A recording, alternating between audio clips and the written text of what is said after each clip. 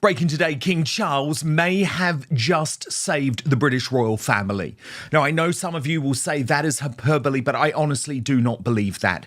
If the monarch had allowed Prince Harry to stay at Buckingham Palace, despite all of his threats, over the past couple of weeks, I honestly believe it could have led to the beginning of an existential crisis for the royal family.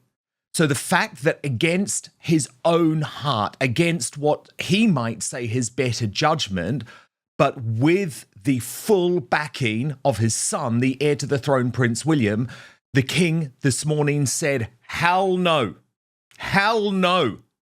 The door to Buckingham Palace is slammed in your face, Harry, and Meghan too, I think is the beginning of the reclaiming of Charles's power here. He was seen out and about in Bovington earlier today, and at the end of the day, Charles should not be having to deal with this constant nonsense, this total hysteria, this embarrassment of a son when he is conducting his service for the British public, for the Commonwealth, while undergoing treatment for terminal cancer. So we're done, Harry. The door is slammed shut. Indeed, I'd be happy if you never came back to this country again.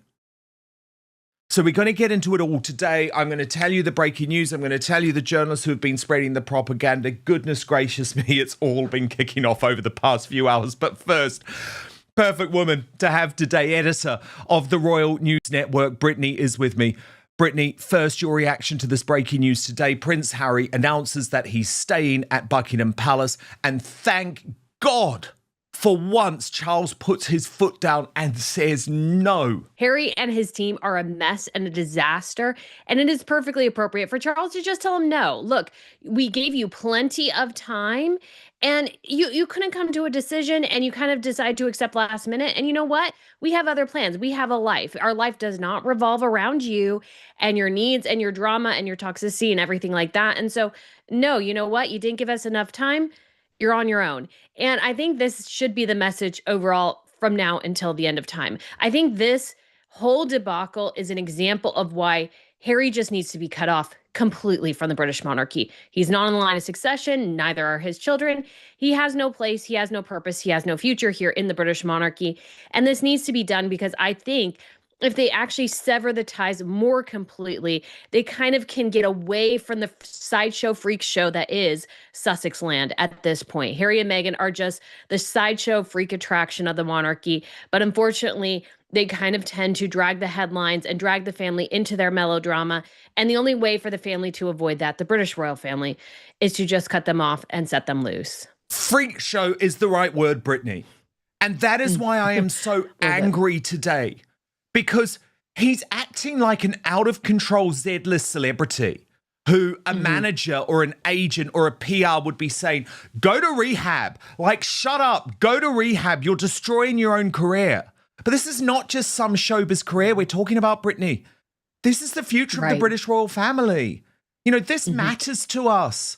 It matters to our country. It matters to the Commonwealth. It matters to the world. And this is why today is so serious. And Brittany, the other thing that people really have to wake up to, and I know everyone here on Outspoken has, you know, that's why you're here. That's why you're at the Royal News Network, because you understand you can't trust the mainstream media. But these propagandists, Brittany, apparently working within the Royal Rota, but actually just treating Prince Harry and Meghan Markle as if what they say is true, don't just have egg on their face now, Brittany. They have a whole omelette. Okay? And it's mortifying to watch people just prepared to shred what remaining credibility they had to go with this narrative. And again, you know, I always like to bring you the receipts. So I'm going to give you one example because it's an example I've spoken about a lot. Cameron Walker, who is the royal correspondent at GB News, but it's actually BFF with Omid Scobie, who set up this whole weird, creepy relationship with the Sussexes. He actually went on air this morning, Brittany, and was like leaping with excitement because he'd got the big scoop that Harry was going to be staying at Buckingham Palace. And any sensible journalist would know by this point that believing Harry and Meghan means you are very soon going to be made to look like a fool because they are liars. And sure enough, less than 3 hours after that breathless report from Cameron Walker, the channel's own newsreader had to come on air and admit that their scoop was a load of poppycock. So, Brittany, why this matters is because Cameron Walker then has shown he's not a journalist. I mean, trust me, I know that he used to work for me at GB News, but rather a propaganda parrot using GB News to do the bidding for the delusional Duke. I found that genuinely toe-curling stuff. But Brittany, all of these people have been warned time and again. Like, if you're still believing what the Sussexes are telling you in that little WhatsApp group, unfortunately, you're not a journalist. You're a propagandist. If you value the whole truth and nothing but the truth on these royal stories, make sure you subscribe to Outspoken right now. It allows me to work outside of the MSM and the Royal Rota.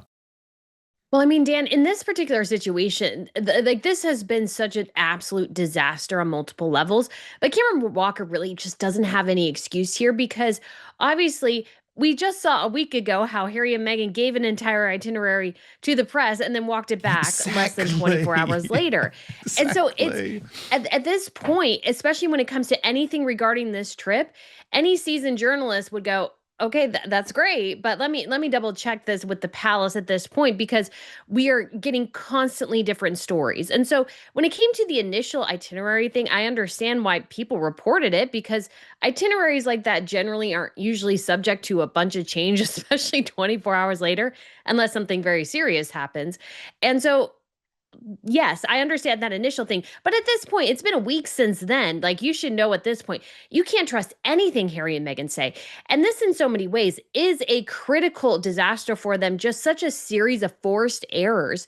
Because now everything, like at least smart journalists, anything Harry and Meghan say is now taken with a grain of salt. Their claims of security, you have to take it with a grain of salt because they have been known now to lie multiple times within the span of about 2 weeks here.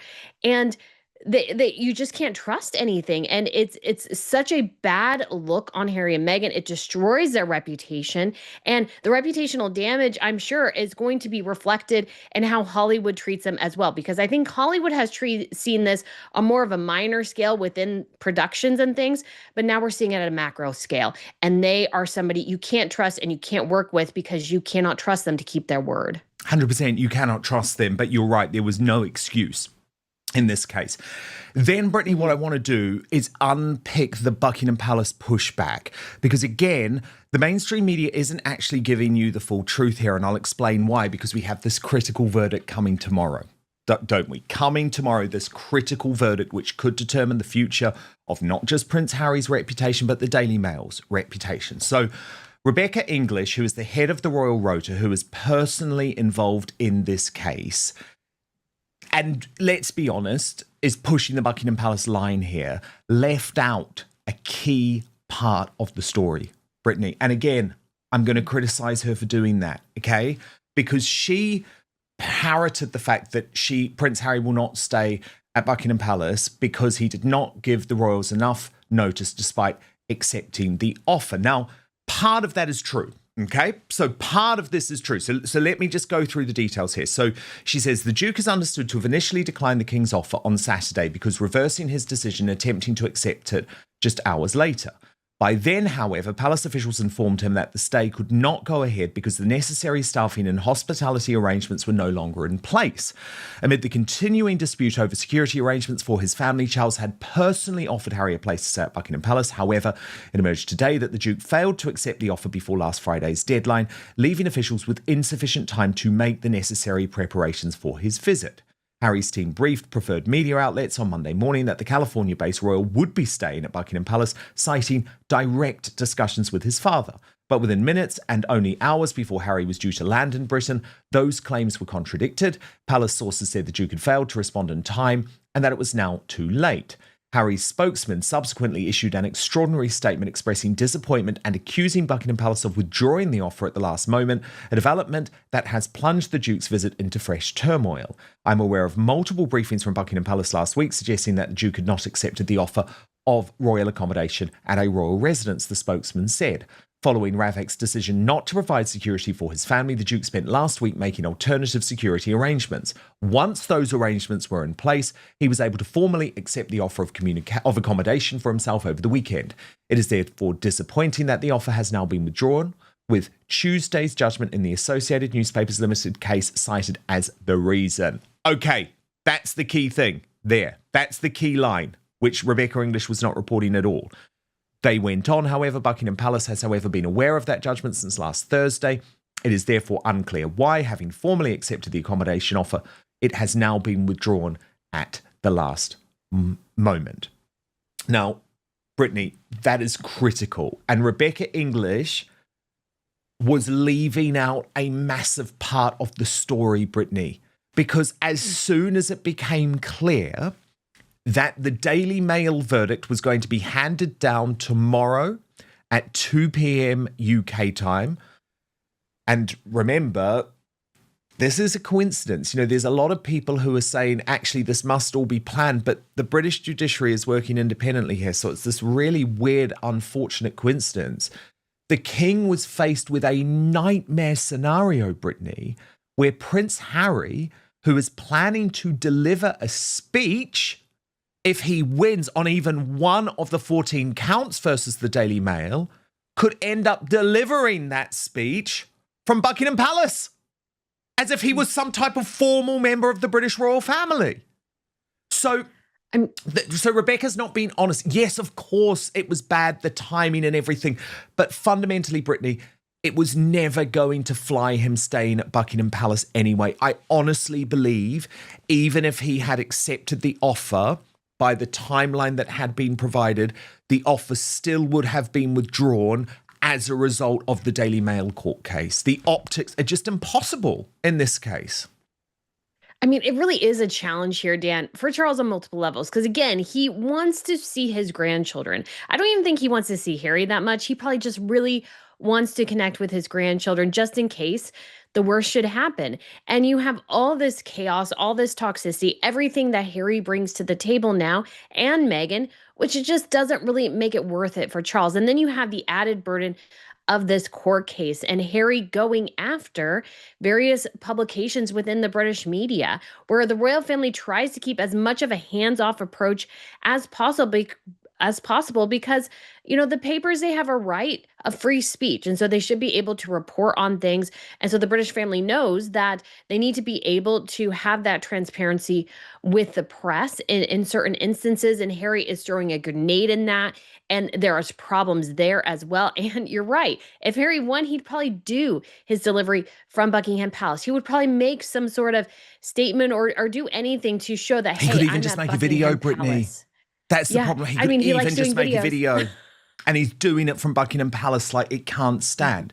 Now, of course, you still do have some people with a straight face pretending to be reporters but operating as propagandists for Harry, one of them being Chris Shipp, the royal editor of Woke ITV, who said, today, even after everything, after all of the explanation I've just given, I'm not sure why the son of a monarch can't stand a room in Buckingham Palace when an independent judge hands down a ruling in a libel unconnected to the king.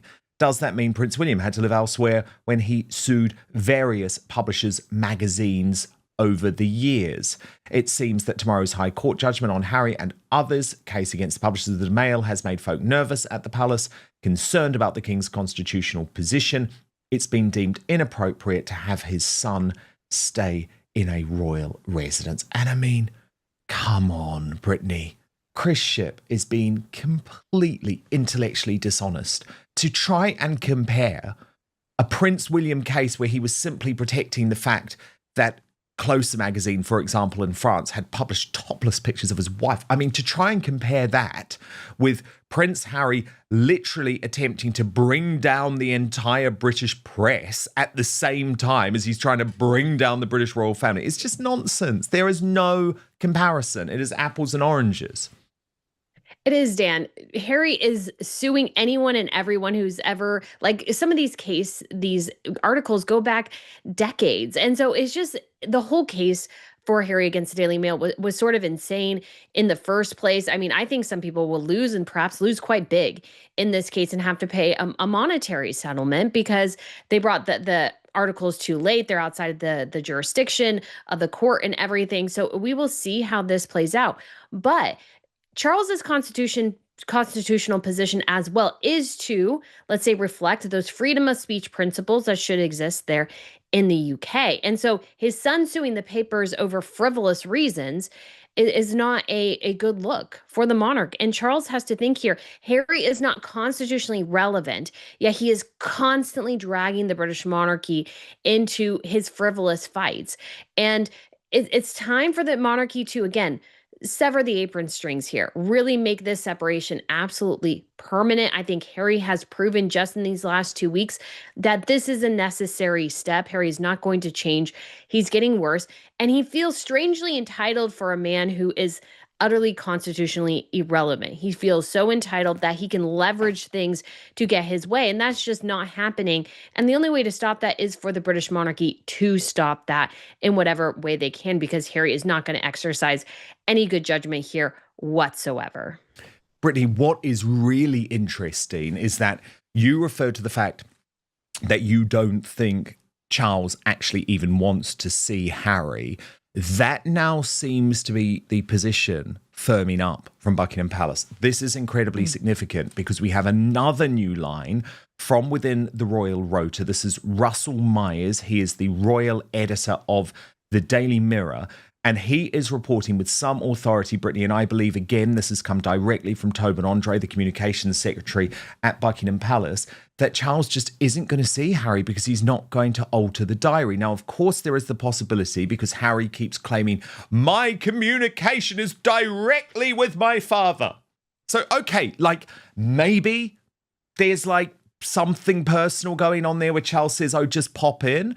But the palace sort of apparatus now, Brittany, is saying no. It's like, no, you're not seeing at Buckingham Palace. No, you're not even going to see your dad. Harry would obviously blame the men in grey suits. But this is what Russell Myers reports. Royal sources have described the drama surrounding the Sussexes' travel plans as tiresome, while confirming that the king has not altered plans for a range of engagements and private meetings every day next week. Palace insiders also suggested that there was irritation that Harry had failed to communicate his travel plans or send a response to the invitation of staying at Buckingham Palace. Another source said it would now be, quote, immensely difficult for Harry to arrange a meeting between the king and his son due to the last-minute changes. The king has public engagements and private meetings. This is the key thing. He's getting these private meetings in now every day of the coming week. One insider said, this whole business has become incredibly tiresome and it remains unresolved less than 24 hours before the Duke is supposed to be arriving. The king takes his public work incredibly seriously and there will be no last-minute deviations to his plan. Now, Brittany, that sounds very much to me like the palace saying it's a no. So only Charles can personally overrule it now. We know Camilla is saying don't see William. Sorry, we know Camilla is saying don't see Harry. We know William is saying don't see Harry. And now the courtiers are saying, oh, he's busy. Oh, like there might not be anything in the court circular, Brittany, but he's busy. You know, all of that, I believe, intends to make it very clear to Harry, you're not seeing your dad because of this drama. Yes, and this is what Harry deserves. This is what Harry deserves. He has behaved deplorably the last couple of weeks. All of this drama could have been handled inside.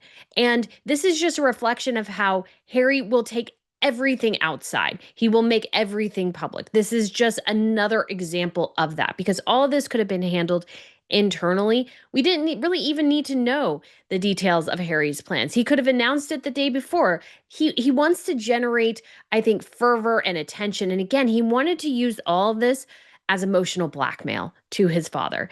And his father can't do anything about Harry's security situation. Ravik has determined that Harry, hey, we've looked at your case. The Met Police have looked at your case multiple times now. There's just no reason to extend protection to you. That has been a decision that Charles should not and cannot overrule. And Harry just needs to live with that. And that Harry has made all of this drama, all this chaos public is just a reflection of just kind of, I think, what a terrible son he is. What a terrible son. And so, even though, again, I think Charles desperately wants to see and have a relationship with his grandchildren, at this point, why would you want to see Harry? Because Harry's going to bring all this mess from the last 2 weeks into this meeting with his father. He's going to share it on social media or in the public in one way or another. You just can't trust Harry. And I think that message has been really driven home in these last couple of days. It has, Brittany. It is just worth looking at what Harry and Meghan are sort of briefing in terms of why we've ended up here. Because, of course, anyone sane looks at this and thinks, you blew this up yourself.